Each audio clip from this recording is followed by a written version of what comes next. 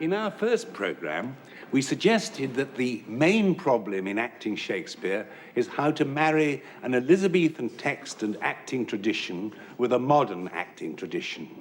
Two of the main points we made were first that the heightened language has to be found by the actor and not just taken for granted, and secondly, that a right balance has to be found between naturalistic and heightened elements in the text.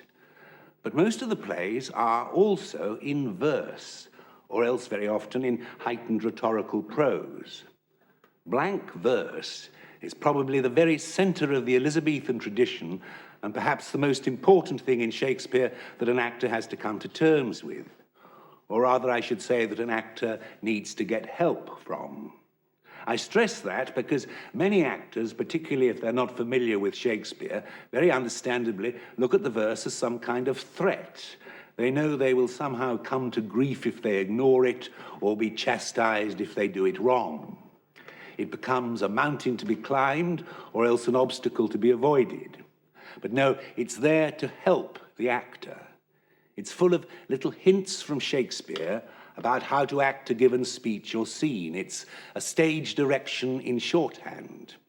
So let's try to find out how his verse works. Don't let's ask what it is, for it's nothing static, but let's ask what goes on in it.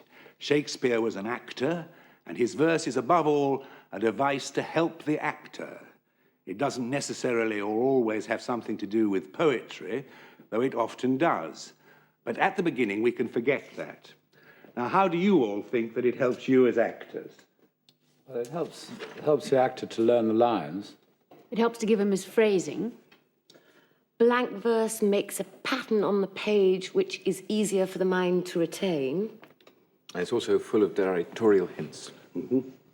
And because verse is a more economical way than prose of saying something, it's likely to be more concise and more particular and exact. And at the same time, because a verse has a rhythm to it, a flow, it's perhaps more attractive to the audience to listen to and helps the actor to keep the attention of the audience. And the punctuation gives you your naturalistic breathing spaces, which also helps to release the meaning of the line and also gives you clues to the emotional state that your character is in. So it gives you a lot. Yes. Yeah, but you're all talking about verse. But what we mean is not verse in the usual sense of rhymes or couplets or other verse forms, which Shakespeare only uses very rarely, but blank verse. Good, blank verse, quite right. Shakespeare's verse is sometimes called iambic pentameters, which is a horrible phrase, and I don't like to use it. But what it means, and what blank verse means, is basically alternating light and strong stresses, like this rhythm, di-dum, di-dum, di-dum, di-dum, di-dum. Now, it's often been pointed out that this verse form approximates more closely than any other verse form to our natural everyday speech. In fact, it's actually quite easy to pick up blank verse in everyday conversations, or in a book, a paper, or a telly. You've just said one. Or in a book, a paper, or the telly. Well, that's not a very immortal line. But as we've said it, I suppose I should point out that it's a line with an extra light stress at the end, which we call a feminine ending. So that's part of our equipment. Let's now look at two examples of unconscious blank verse in context of speech and literature. First of all, here is Mrs. Siddons, the 18th century actress, commenting on the drink she has ordered. I asked for porter and you gave me beer. And now, from Dickens, the very end of David Copperfield. Oh, Agnes, O my soul, so may thy face be by me when I close my life indeed. I suppose the best way to show why blank verse is such a good verse form for dramatic speech is just to look at one or two of the verse forms used in English drama before Shakespeare. Mike, give us a bit of a miracle cycle. All hail, both blithe and glad, for here come I, a merry lad. Pray cease your din, my master bad, or else the devil will you speed. Doggerel, not speech. Those lines have 8 syllables with 4 strong stresses, which is a bit short to accommodate our normal speech rhythms. So now let's hear another rhythm. O doleful day, unhappy hour, that loving child should see his father dear before his face thus put to death should be. A rollicking jingle. Again, not speech. There are 14 syllables there and 7 strong stresses. The lines are obviously much too long for our normal speech rhythms. Thank you, John. Yet, Father, give me blessing thine, and let me once embrace thy comely corpse in folded arms, and kiss thy ancient face. Thank you. Blank verse, with its 10 syllables, is much closer to the way that we actually talk. In fact, Shakespeare often uses it as a vehicle for naturalistic speech, as in Antonio's "In sooth, I know not why I am so sad." As I've said, blank verse doesn't necessarily lead to anything to do with poetry, though it often does. Its natural bias is, I believe, towards the naturalistic. I said that a blank verse line normally goes de-dum, de-dum, de-dum, de-dum, de-dum. But actually, with Shakespeare, that often isn't true. It sometimes does, but perhaps more often it doesn't. Mike, give us a line that doesn't. Once more unto the breach, dear friends, once more. Now try to scan it as an iambic pentameter. Once more unto the breach, dear friends, once more. Which is totally unnatural. Obviously, it's not written that way, so how do the stresses come naturally? Once more unto the breach, dear friends, once more. 7 strong stresses. What is Shakespeare doing there? Well, we can ask ourselves what Henry V is doing. What's his intention? To persuade his soldiers to go back into the breach. A tired, out-of-breath leader desperately trying to reach out to and rally his men. And the strongly overstressed lines reinforce this. It's what I'd call a piece of direction by Shakespeare. Do it again. Once more unto the breach, dear friends, once more, or close the wall up with our English dead. Good. Now, the point I want to make is that blank verse as such is neutral. Shakespeare gets his dramatic effects by setting up a norm and then significantly breaking it. Where he breaks that norm, an added stress is provided. Let's take the speech now a few lines further. Once more unto the breach, dear friends, once more, or close the wall up with our English dead. Walls up stressed. In peace, there's nothing so becomes a man. A regular line. As modest stillness and humility. Also pretty regular. But when the blast of war blows in our ears. Blows especially stressed there. Then imitate the action of the tiger. Pretty regular with a feminine ending. Stiffen the sinews, summon up the blood. Stiffen and summon, strongly stressed on the offbeat position, part of Henry's pleading. Disguise fair nature with hard-favoured rage. And there's an antithesis between fair and hard-favoured by put in the offbeat position. John, don't you think you better explain what you mean by antithesis? Quite right. It's a key word, and we're going to come up against it a great deal. By antithesis, I mean the setting of one word against another. Disguise fair nature with hard-favoured rage. The setting up is of one word against its opposite meaning. For instance, to be or not to be. You see now how it works. The iambic pentameter, di-dum, di-dum, di-dum, di-dum, di-dum, is the norm which Shakespeare keeps more or less going back to, but an extra stress is provided by putting the stressed word in an offbeat rather than the normal position. So we get the rhythm dum-dee rather than di-dum. Counterpoint. It's like in contrapuntal music. So we can say Shakespeare uses blank verse by first setting up a norm and then significantly breaking it. There's a very heavily stressed line in Winter's Tale of Paulina where Leontes is questioning the goodness of Hermione, and he says mockingly, "Good queen." And she says, "Good queen, my lord, good queen, I say good queen." Yes, that's a very special line, because I would argue that that has 10 strong stresses out of 10. Right. Good queen, my lord, good queen, I say good queen. And you see that the three goods are given extra stress by being put in what I've just called the contrapuntal position. Good queen, dum dum. Yes, but of course there are some occasions where you get fewer stresses and the words become stronger because there are fewer strong words to notice in a line.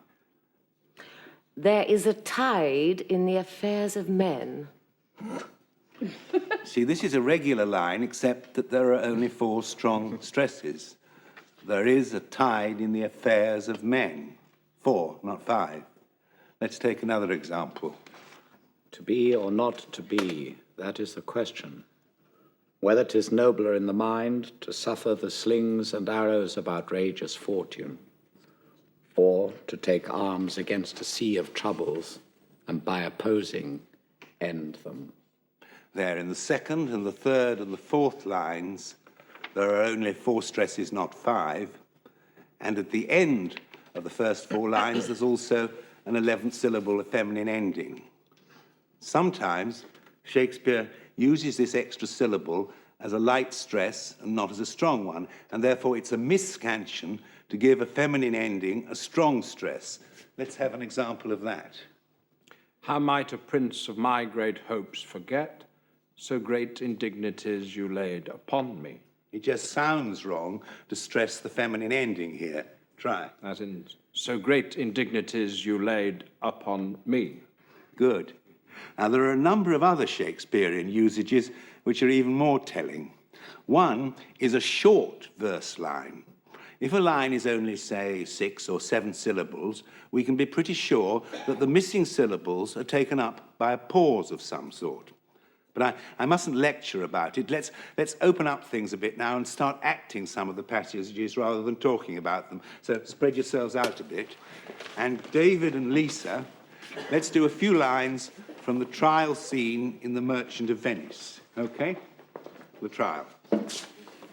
Oh, wise and upright judge, how much more elder art thou than thy looks? Therefore lay bare your bosom. Aye, his breast, so saith the bond, doth it not, noble judge, nearest his heart. Those are the very words. It is so. Are there balance here to weigh the flesh? I have them ready.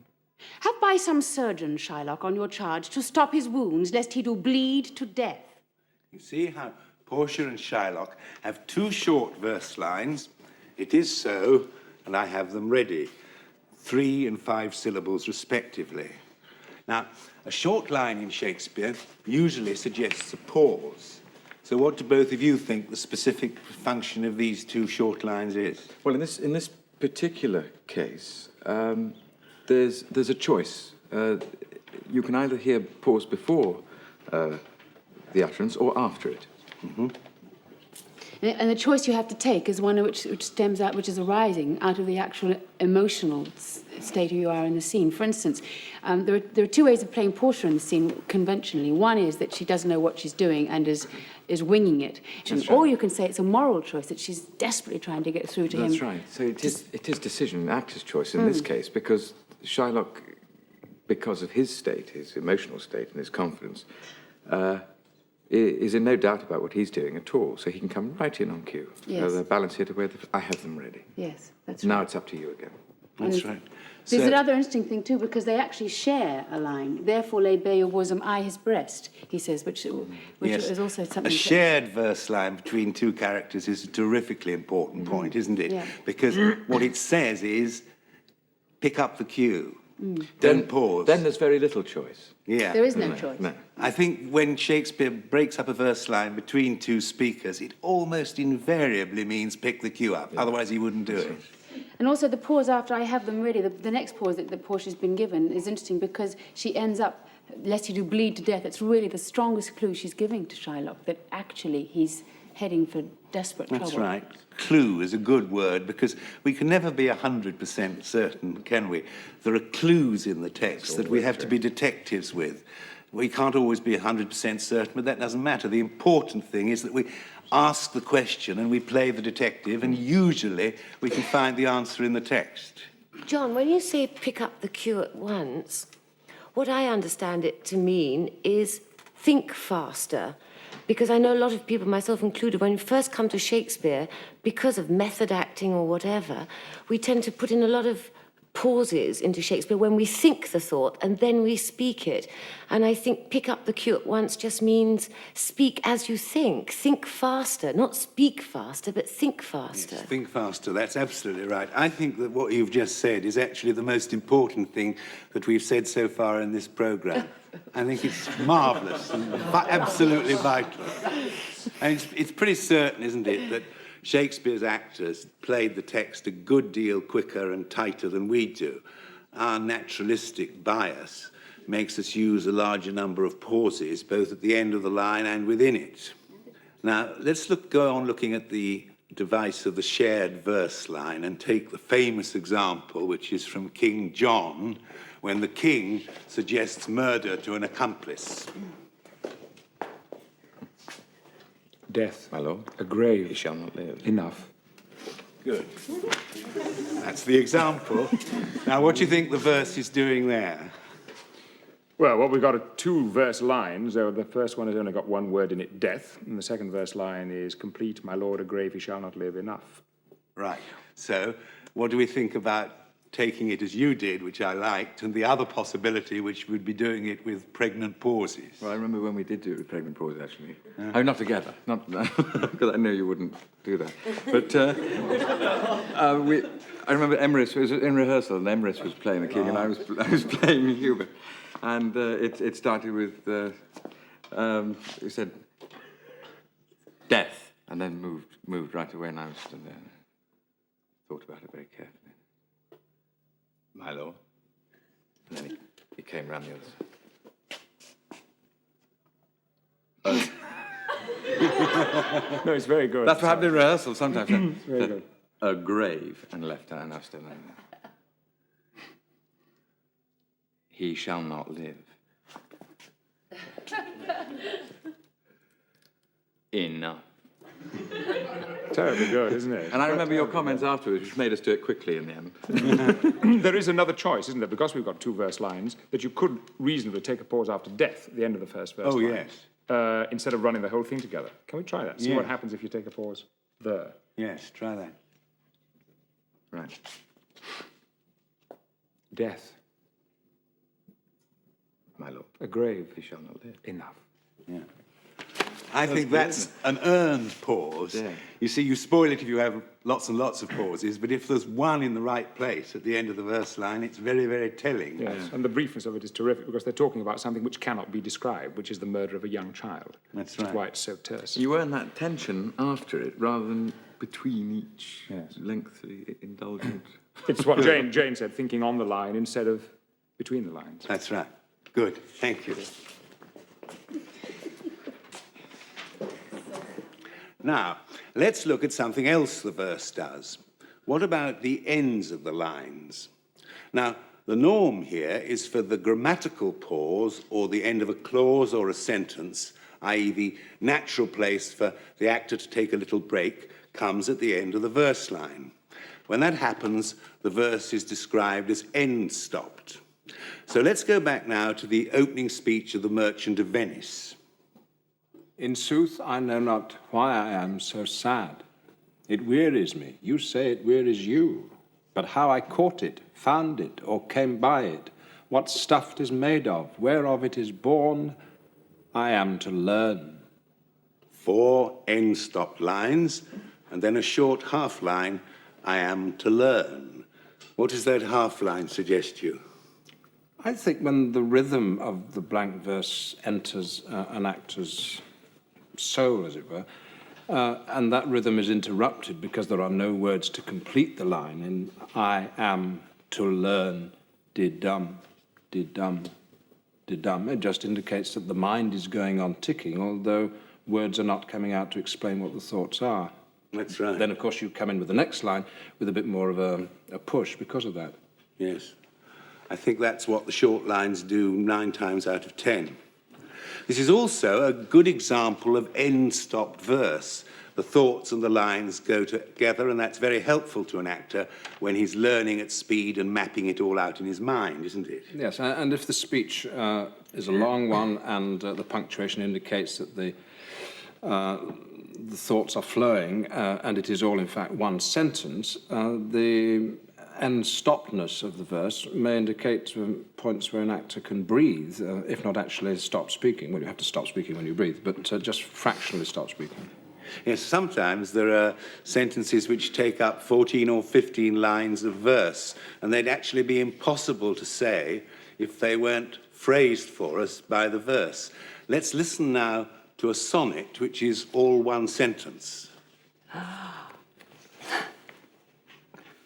When in disgrace with fortune and men's eyes, I all alone beweep my outcast state, and trouble deaf heaven with my bootless cries, and look upon myself and curse my fate, wishing me like to one more rich in hope, featured like him with friends possessed, desiring this man's art and that man's scope, with what I most enjoy contented least. Yet in these thoughts, myself almost despising, haply I think on thee.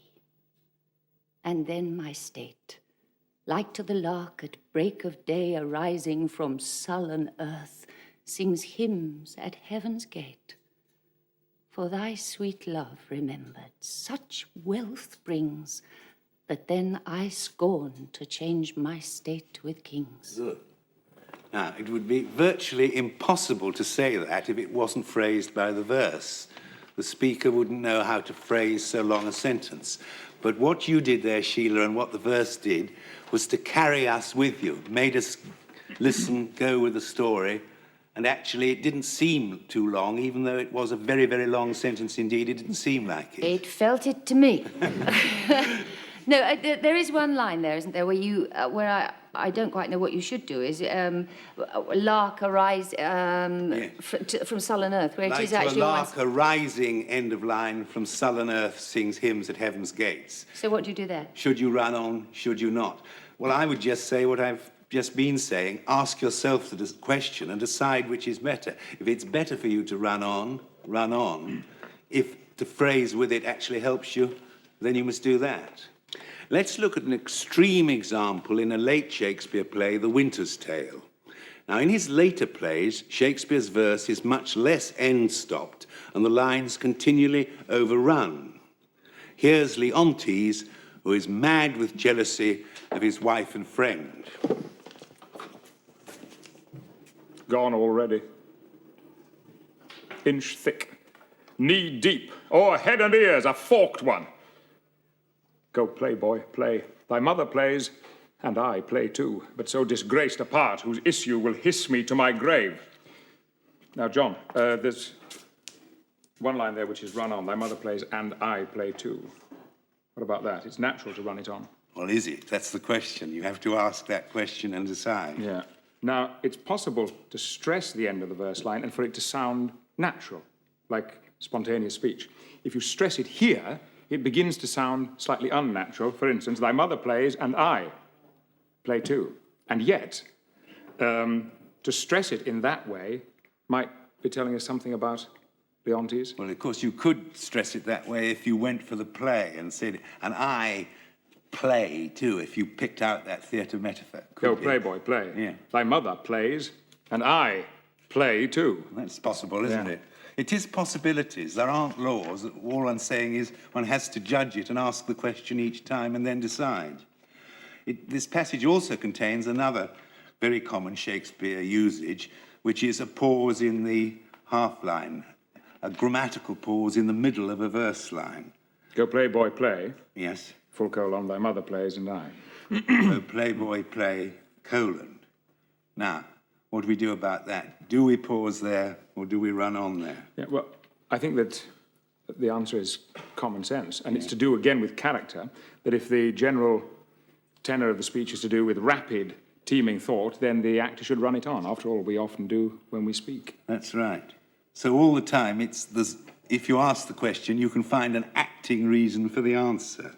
Yes, invariably. Well, now let's see what happens if we take the whole speech and have to decide what we do with both the caesura and the ends of the lines, whether to run on or not, and see what happens if on the whole you phrase it so that you run on at the half line at the caesura, but take your phrasing on the whole at the ends of the lines and see if it sounds natural to you or whether it's a forced exercise. Yeah, when do I breathe? When you breathe, that's the point. You breathe at the end of the verse line. Very often, I believe, Shakespeare put in things in blank verse to help actors phrase out of doors where they needed their breath needed control more than in an indoor theatre. People have said that's one reason why verse was used. All right, and if I'm going to do that, I'm going to need great breaths because I'm going to run on a lot of lines on one breath. That's right. Have a go. All right. Gone already. Inch thick, knee deep, o'er head and ears, a forked one. Go play, boy, play. Thy mother plays, and I play too, but so disgraced a part, whose issue will hiss me to my grave. Contempt and clamour will be mine, Nell. Go play, boy, play. There have been. Or I'm much deceived, cuckolds ere now. And many a man there is, even at this present. Now, while I speak this, holds his wife by the arm, little thinks she has been sluiced in his absence, and his pond fished by his next neighbour, by Sir Smile, his neighbour. Nay, there's comfort in't. Whilst other men have gates, and those gates opened as mine against their will, should all despair that have revolted wives, the tenth of mankind would hang itself. Physic for it there's none. 'Tis a bawdy planet that will strike where 'tis predominant. It is powerful, think it, from east, west, north, south. Be it concluded, no barricado for a belly. I thought that was a wonderful use of verse, because you both had a control and a driving rhythm, and the verse carried us, and yet you weren't tied to it totally. You kept a balance between the two. As if one observes it slavishly, that's a bad thing. If you ignore it totally, that's a bad thing. How did it feel? I thought it was pretty good. It gave me the sensation of somebody who was beginning to spiral out of control. And in fact, it is characteristic of the play that as Leontes' verse fragments and disintegrates and becomes less and less irregular, so the man himself is breaking up, fragmenting, and becoming less and less rational. I think that's very good. But I wonder how much an audience might have followed that, because it seemed to me to be very fast. And it's a complex speech. How much can they possibly take out of it, I wonder? I think that in all honesty, an audience wouldn't have totally followed what you did, but I thought it was a very healthy stage of work, grappling with a really difficult bit of verse. And I thought that the basic balance between going with the verse and having a freedom from it, which you have to have in a late play, was pretty good. Good. Well done. Now, I believe I listed all the main points that an actor needs to know about Shakespeare's verse. It's been a crash course, so I'll come back to them all later on in other examples. But there are some other minor points as well, which we may as well clear up. John, can we start with elision? Yes, elision. Very often, a line seems to have more than 10 syllables, but where two vowels come together in a sentence, or in a word, one vowel is scarcely pronounced, and so then, in the scansion of the line, the number of syllables comes down again to 10 as the total number of syllables in the line. Here are some lines of Imogen's from Cymbeline, a late play. She's waking out of a drugged sleep, and she finds a headless body lying beside her. There is your headless body. Thank you, John.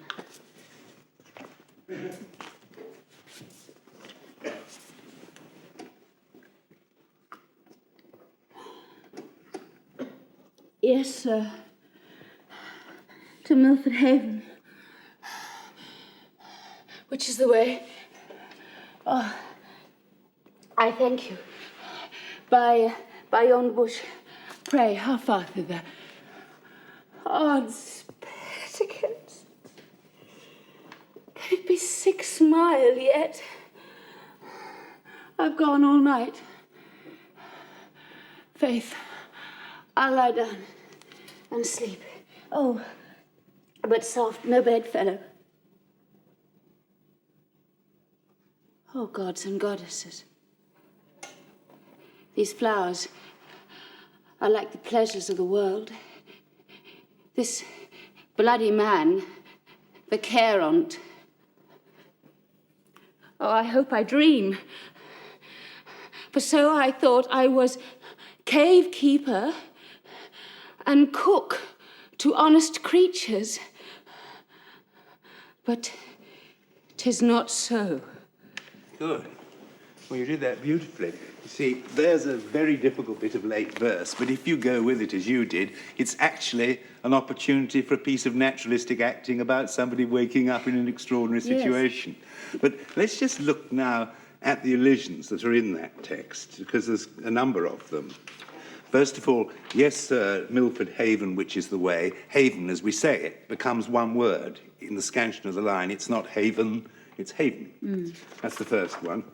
Then the second one, again, in the way we actually speak, I have gone all night, turns out to be I've gone all night. Yes. Yeah?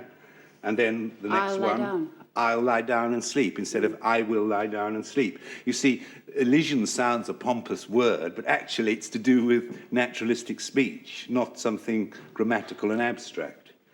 Then the next one is, but soft no bedfellow, O gods and goddesses. Goddesses, two light stresses after God. This is the two go together. Goddesses, isn't it? Yeah. Well, you did actually say it quite close to that when you did the speech. Then the next one is this bloody man, the care on't. Instead of on it, this bloody man, the care on't. And the last one, very simple one, but 'tis not so, but it is not so. Yeah. Now, the interesting thing is that virtually all those you would yourself naturally elide and make an elision yourself if you were saying them in a naturalistic play. Good. Some words keep cropping up in Shakespeare which were pronounced differently in his day. Yes, and I think this often gives Shakespeare actors a bad name with the public who don't quite understand why we do use what are now archaic pronunciations. For instance, there's a line in Richard II where he's divesting himself of his majesty, and he says, my manors, rents, revenues, I forego. We're familiar enough with the word revenue, inland revenue, in English tax terms, but you can't say, my manors, rents, revenues, I forego, because although it has its own sort of rhythm, it's contrary to the rather stately rhythm of the regular blank verse. So if you hear a Shakespearean actor mispronouncing a word, he's actually mispronouncing it because it's what Shakespeare wants, rather than what he wants. Well, it's argued that the old stress is hard for the audience to follow. But is it? I personally believe we should use the old pronunciation partly because the rhythm of the line sounds better, but partly because in context the old pronunciation is often actually easier to say. A good example is in Antony and Cleopatra, when Antony is dead and Cleopatra says she'll kill herself. Show us. Rather a ditch in Egypt be gentle grave unto me. Rather on Nilus mud lay me stark naked, and let the water flies blow me into abhorring. Rather make my country's high pyramides my gibbet, and hang me up in chains. Good. Now, we may be used to saying pyramids, but pyramides is clear enough, and the alternative would be a tongue twister. Try doing it as pyramids to see what happens. Rather make my country's high pyramids my gibbet, and hang me up in chains. Actually not so easy, is it? It's difficult. It's difficult to think of the word in the wrong way. I suppose because the blank verse sets up such a rhythm that to go against it, you really have to consciously think of going against it. That's right. Once one surrenders to it, it's actually easier all the time to go with it and harder to actually break the law against it. I mean, let's take another example and go to another play and do Cressida in Troilus and Cressida, where she's desperate because she's being taken from Troilus, whom she loves, from be moderate, be moderate. Why tell me of moderation? The grief is fine, full, perfect that I taste, and violenteth in a sense as strong as that which causeth it. Yes, the crux is violenteth, which you found very difficult to say. I really have to stop in my line of thought when I get to that word to do it that way. Let's just listen to it again. The verse line is, and violenteth in a sense as strong. It sounds wrong, doesn't it? But if we scan it as Shakespeare scanned it, it falls into place. So now do it the right way. It sounds hurried, you see, when you do Yes. it the wrong way, and it's like Violenteth you're in a sense snatching of- at the word and you can't hear what it is. Yes, violenteth in a sense as strong sounds like a tongue twister. But see what happens if you say violenteth, which is Shakespeare's way. Why tell me of moderation? The grief is fine, full, perfect that I taste, and violenteth in a sense as strong as that which causeth it. Yes, well, it is easier, isn't it? That's a very, very good Seems example. to flow much better. Yes, very good one. Sometimes there are single bits of pronunciation which don't actually affect the verse like that does, but which actually sound better, aren't they, in Troilus? Well, I remember you saying that about Troilus and Cressida, that there's a character that in modern parlance we call Hector. But the Elizabethans would have said Hector, That's which is a right. much richer, much more powerful sound than Hector. Yes, they also pronounced what we call Troilus as Troilus, which sounds more romantic, which probably befits his character. And in that case, Troilus, Shakespeare sometimes scans the word as 2 syllables and sometimes as 3, and it depends on how he uses the word in the verse line at a given moment. So, Ian, come in and do a bit of Troilus with your Cressida. And is it true that I must go from Troy? A hateful truth. What? And from Troilus too? From Troy and Troilus. Is it possible? It is possible. We've never acted together. We always laugh. That's why we never act together. You see, it scans differently in the 2 verse lines. A hateful truth, what and from Troilus too, where it counts as From Troilus too. 2 syllables. And then in the next verse line, from Troy and Troilus is possible, is another verse line. And Shakespeare often does that with his names. He scans them to convenience in his verse line. So maybe there was a bit of correcting of one another on the pronunciation. Maybe that's why we laugh. Maybe she would Yes. laugh. Do you think it's likely that in Elizabethan times people didn't pronounce their names constantly and had different pronunciations? No, it's really, as in laws of English poetry, most poets take this license, don't they? And sometimes scan a word one way and sometimes another. Very good. Thanks. Here's an example of how the scansion of the verse makes a big difference to the pronunciation from the opening soliloquy of Richard III. Now is the winter of our discontent, made glorious summer by this sun of York, and all the clouds that lowered upon our house in the deep bosom of the ocean buried. Now look at the last line and how it scans.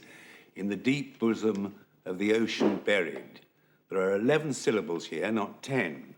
A buried, therefore, happens to be a feminine ending, and ocean, in the ocean buried, scans simply enough as ocean.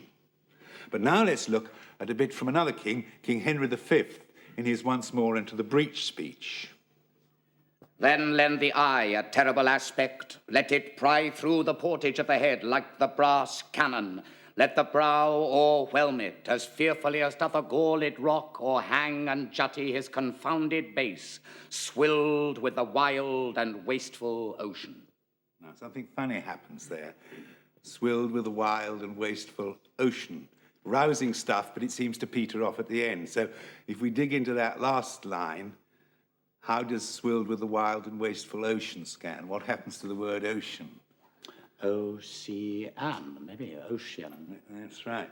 So it looks like a 9-syllable line, which is unusual. And if we're to have 10 syllables, we have to make ocean 3 syllables. And surely we're glad to do it in the context because it sounds much better. The whole line is obviously onomatopoeic, and we get the sound of the words giving us the sound of the surge of the sea. Swilled with the wild and wasteful ocean. That's right. John, what about that vexed question of whether we pronounce ED or not? Well, you have to do a little mathematical sum with the verse line, don't you? You have to see how it scans as 10 syllables, and then you have the answer. If we take 2 lines from a speech we've just looked at, let's have... Disguise fair nature with hard favoured rage. Good. A favoured is 2 syllables. Now listen to another. As fearfully as doth the gore-led rock. You have to say galled if the line is going to scan properly. It's not just a matter of purism. Again, as with what we did with Cressida and Jane, if you misscan it, it's going to sound odd. As fearfully as doth the galled rock. Sounds like a bit of a hiccup again, doesn't it? As we've had lots of little examples, let's watch and listen to some swift-flowing passage. Let's take a piece of ding-dong dialogue where 2 actors will get lost if they don't go with the rhythm of the text. Richard III is wooing the Lady Anne over the dead body of King Henry VI. Didst thou not kill this king? I grant ye, yea. Dost grant me, hedgehog? Then God grant me too thou mayst be damned for that wicked deed. Oh, he was gentle, mild, and virtuous. The better for the King of Heaven that hath him. He is in heaven, where thou shalt never come. Well, let him thank me that hoped to send him thither, for he's fitter for that place than earth. And thou unfit for any place but hell. Yes, one place else if you will hear me name it. Some dungeon. Your bedchamber. Ill rest betide the chamber where thou liest. So will it, madam, till I lie with you. I hope so. No, sir. But gentle Lady Anne is not the causer of these timeless deaths as blameful as the executioner. Thou wast the cause and most accursed effect. Thy beauty was the cause of that effect. If I thought that, I tell thee, homicide, these nails would rend that beauty from my cheeks. His eyes could not endure that beauty's rack, as all the world is cheered by the sun, so I by that. It is my day, my life. Black night will shade thy day, and death thy life. Cast not thyself, fair creature, thou art both. I would I were to be revenged on thee. It is a quarrel most unnatural to be revenged on him that loveth thee. It is a quarrel just and reasonable to be revenged on him that killed my husband. He, the bereft lady of thy husband, did it to help thee to a better husband. Is better to not breathe upon the earth. He lives to love thee better than he could. Name him. Plantagenet. Why, that was he. The self-same neighbour won a bed of nature. Where is he? Here.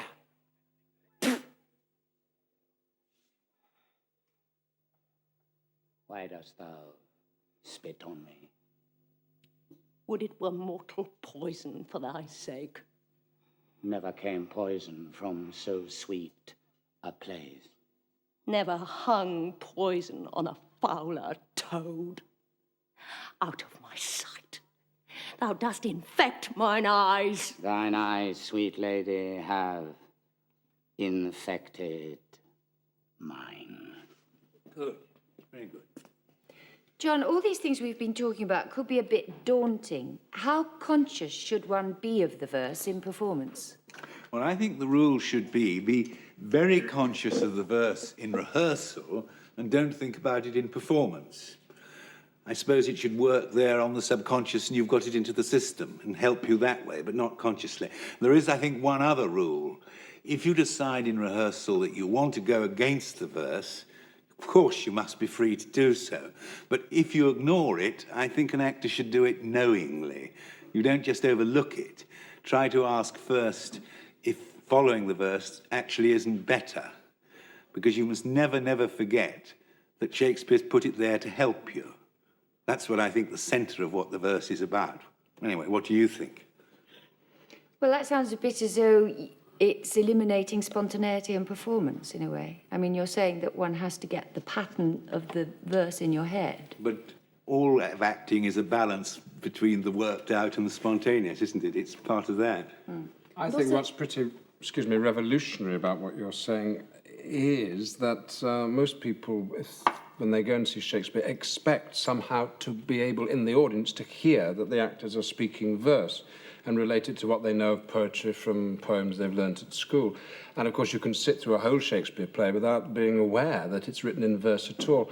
The verse you keep stressing, and I absolutely agree, the verse is there to help the actors and not for the audience to wallow in something vaguely poetic. That's right. There's the awful old idea that we come to the theatre to hear verse. Yes. We don't. And we don't want the audience, as they're sitting through a play, to be aware of all this work that we've done. We must have absorbed it so that what we're saying is easier to listen to and more understandable and more beautiful and more precise. That's right.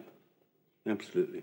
How often have we seen when something goes wrong, when an actor forgets his lines, whether it's one word or a whole speech, that the ad lib, when it comes out, will come out in the verse form, because it has become so ingrained that although he may select different words, the rhythm will remain constant. And equally, if you forget your words and you substitute with a one-syllable word where it should be a two-syllable word, it's like an electric shock, actually. I mean, it's awful.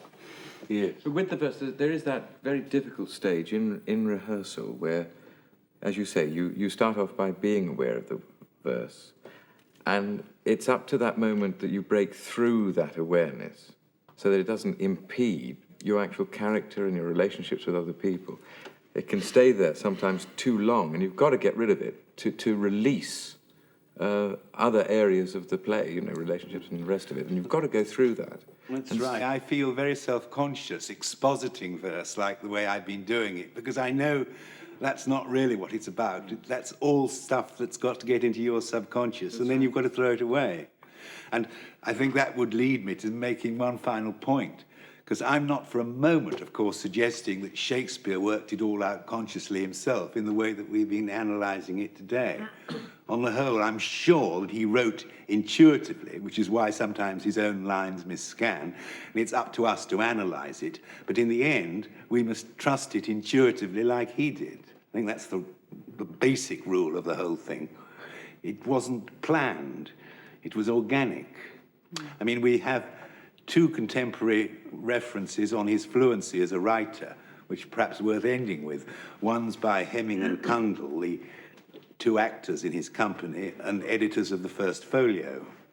His mind and hand went together, and what he thought he uttered with that easiness that we have scarce received from him a blot on his papers. And Ben Jonson, his friend and rival playwright, wrote, "He flowed with that facility that sometimes it was necessary he should be stopped." A good moral. So with the analysis of his verse, sometimes it is necessary that it should be stopped.